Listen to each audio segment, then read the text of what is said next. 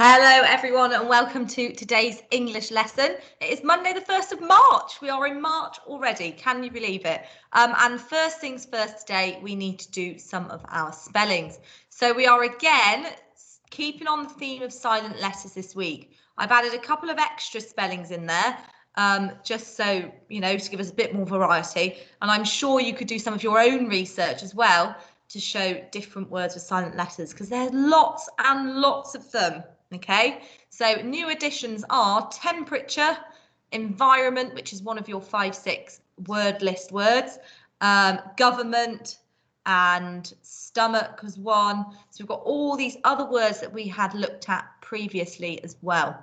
So I'd like you to pause the video now and copy these words down, please, in your very best handwriting. Give yourself 2 minutes. Off you go. Okay, now that you've done that, I've got a little challenge for you, and it's a crossword. So the clues are on the right-hand side, the crossword is on the left-hand side. So, for example, all the clues for a cross are on the top half, and all the clues for down on the bottom half. So for a cross, it says we can all help to look after the something by remembering to switch off lights and recycle paper. And remember, they are all silent letter words, so we've actually seen that one on the previous page. So for a cross will be environment. Okay, so pause the video now, read the clues, see if you can fill in all of the crossword, okay, and I've got the answers for you on the next page. Give it your best shot, off you go. Okay, so hopefully we've done that by now. We've got some answers. Here are our answers.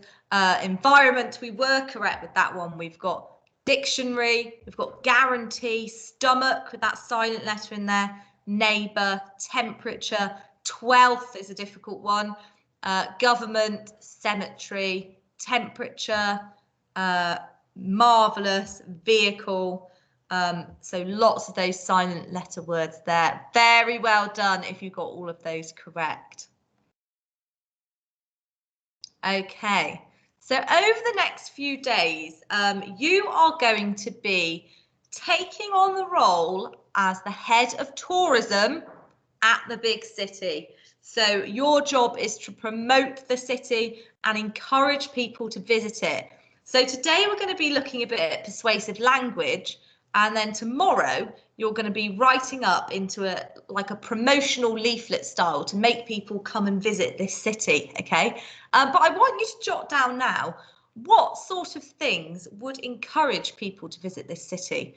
What encourages you to go and visit a new place? Is it historical landmarks?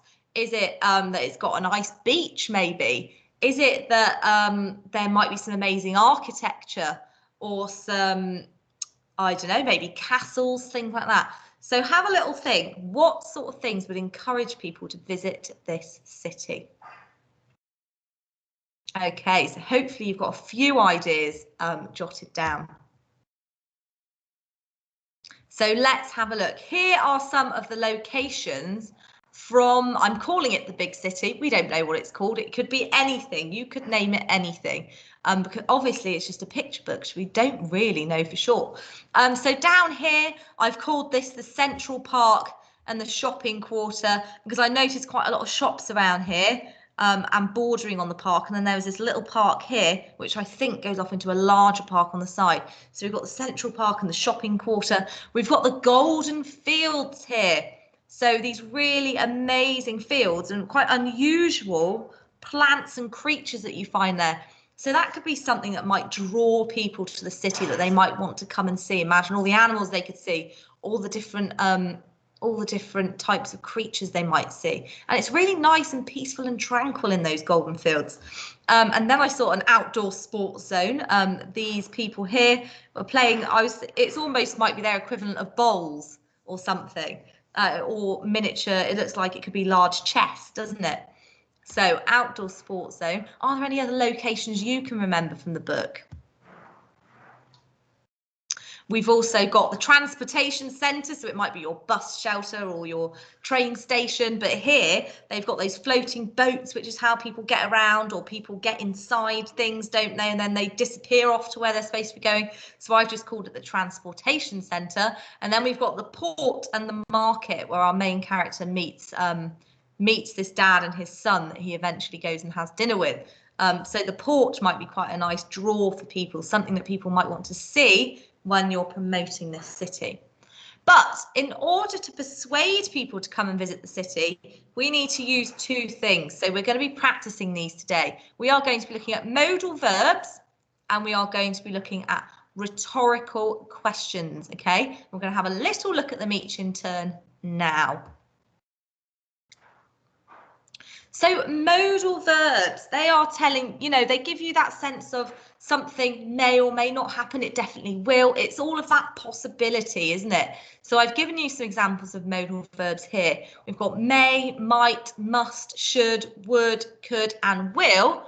And you can see how these words would actually persuade somebody to come and visit the city if you're promoting it. So you could enjoy some of the freshest local cuisine. You may want to visit the fishing port and market. You will not be disappointed when you come and visit the city. Those words change the sentence very slightly, and it directly addresses your reader, doesn't it? It makes them think, oh, maybe I will want to do that. Maybe I will enjoy doing that for myself. So pause the video now. I'd like you to come up with 2 sentences of your own that use modal verbs in this way. Off you go. Okay, well done. I'm sure you've got some really good examples there. The second thing, rhetorical questions. We are directly speaking to our reader, aren't we? It makes them think, am I dreaming of a break from reality? Do I want to come and visit this place? So it really it's really persuasive. Your reader can't avoid it. They know you are talking to them. So they are questions that do not require an answer, that you will later answer in your text. So, for example, I've got, are you dreaming of a break from reality? Do you want to visit a place teeming with culture and interest? Could the city be your dream holiday destination? I've squeezed a modal verb in there as well on that one. So, same thing. Have a go. Pause the video now. Give yourself 2 minutes to come up with 2 of your own rhetorical questions. Off you go. Okay. Our final task. So I've done an example here. I've got the old town. So lots of places that you go and visit have the old quarter, don't they? And the new quarter. We can see in Bristol, there's like the old part of town with more traditional buildings. And then there's all the new part that they've really developed quite nicely. So I was thinking from the point of view of the old town, okay? So as I'm reading through, I've got my picture of the old town here, and I've done a little caption below my picture, the cobbled streets of the old town. And as I'm reading through, I'd like to think, can you pick up on this success criteria? Where are my modal verbs? Where are my rhetorical questions? Okay, off we go. The old town. Fancy looking around some of the most impressive architecture in the city? Well, look no further than the Old Town. You simply must visit this area of historical significance, which was originally the centre of the city. You could spend hours wandering the cobbled streets and admiring the intricate detail on the buildings. Alternatively, you may want to take a small boat trip from this tiny port and see the old town from the water.